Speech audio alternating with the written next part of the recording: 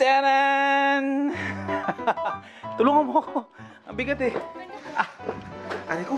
Ang sakit na ng kamay ko. Talaba. Iya. Bigat mo. Tara, game. Gusto mo to, diba? Gusto mo ba to? Suli ko to. Sakalan. Ha? Sakalan. Tara dito sa likod. Ang sakit sa kamay ko! Aray ko! Lumiit yung daliri ko. Oh, linisin natin. Alam mo kung saan ko nabili yan? Diyan yung sa kanto. Ano, 50 pesos isa. Galing daw to ng ano, Karamawan o Kamarawan. Gusto mo yan? Sa halagang 50 pesos. Talaba, pero kukunti lang kasi medyo mahal na. Kasi naalala ko dati nung nasa Aklan pa kami nakatira, nung maliit pa ako. Yung 50 pesos na talaba, isang sako na yun. Dito isang tani lang. Pero okay na to kasi hindi naman tayo lagi nakakatikim ng talaba. Sanay ako maglinis ng ng talaba eh. Madalas kasi namin ulam to dati sa Aklan. Kaya ang gagawin natin, lilinisan muna natin to ngayon. Bago natin lalagyan ng tubig na mainit. Grabe naman yung pagkakatali dito. Parang ayaw ka pa kainin. Wala pa? Ha? Hindi pa nalalagyan? Wala pa. Tinatanggal kasi sobrang ligpit ng pagkakatali. Galing daw to ng Kamarawan. Pero yung Kamarawan, akala ko kasi, tinanong ko doon kay Ale, yung pinagbila namin, akala ko malayo. Pero part lang pala ng Malolos yung Kamarawan. Kamarawan. Ano pa talaga? Kamarawan. Ngayon lilinisan natin. Puno-putik pala yan? Excited ka na ba? Opo. Sanay na sanay ako maglinis ng talaba. Kasi dati, yung tatay ko, favorite din niya to. Lumaki ako sa Aklan. Malapit sa Boracay, alam niyo ba yun?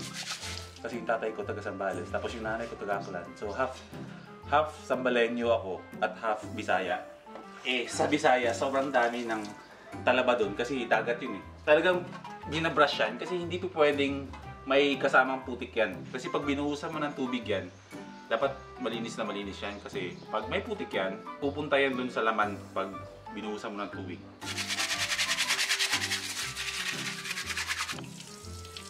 Ayan o. Oo. Wala bang tugtog? Yung Macho Papa. Nandiri ba kayo sa ulit kong vlog? Kung Macho Papa ang hanap mo, nandirito lang ako. Kung Macho Masyado kasi akong random na tao eh. Yung mood ko lagi paiba-iba. Ngayon tatawa ako, mamaya-maya ang tahimik ko. Tapos mamaya-maya sobrang galit ko. Tapos mamaya-maya tumatawa na naman ako. Kung Macho Papa ang hanap mo. Ngawit na ako. Kung Macho Papa ang hanap mo. Nandiri ka ba sa vlog ko? Hindi po. Natawa ka o nandiri ka? Wala. Maganda lang. Thank you. Ayaw kasi nila eh. Happy lang naman ako, no? Opo.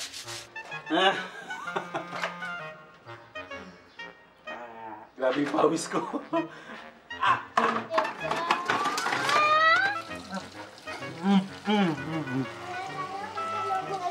Kulas. Wala akong makita. Wait lang. Isalamin ko. Yan. Taho time. Hi, kuya. Saan ka? Your taho. Oh, no! Ito yung suki namin na taho sa araw-araw. Lagi siya dumadaan dito, si kuya. Yeah. Ano yung niluluto mo ni? Adobo. Adobong manok. Atay, tsaka manok. Mix na. Malapit ng kumulo. Kumukulo na! Ang gagawin ko is ihuhulog ko na ito pa isa-isa doon. Tapos, i-ano ko na lang. Tatanggalin ko rin agad. Kasi hindi kasi siya maganda pag naibabad na siya sa tubig. Dapat pagkalagay ng tubig, dapat yung laman, hindi siya kulubot. Dapat medyo fresh pa rin, tsaka juicy. Yung parang nagtutubig. Yun ang tamang pagkaluto ng talaba. Nahulog. Ngayon, hayaan natin siyang kumulong muna ulit. Kung macho pa ang hanap mo, nandito.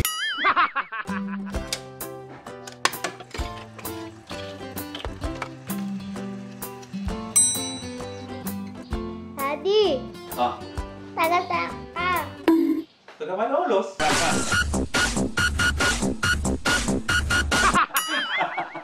Ang hirap naman sa yan. Luto na yung lalaban natin. Yung blockbuster na sausawan na lang na gawang Pangasinan ng gagawin natin. Sumisipa! So ayan na, meron na tayong sausawan para sa lalaban natin. So ayan, magla-lunch na kami.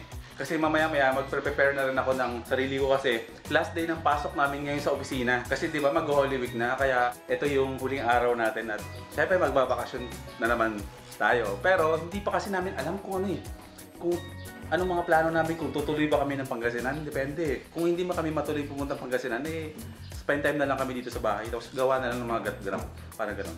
At ito, shoutout kay Jan Libiran. Subscribe niyo siya sa channel niya, Chinito. Pogi yan si Jan Libs. Puntahan niyo yung channel niya, subscribe niyo siya, okay?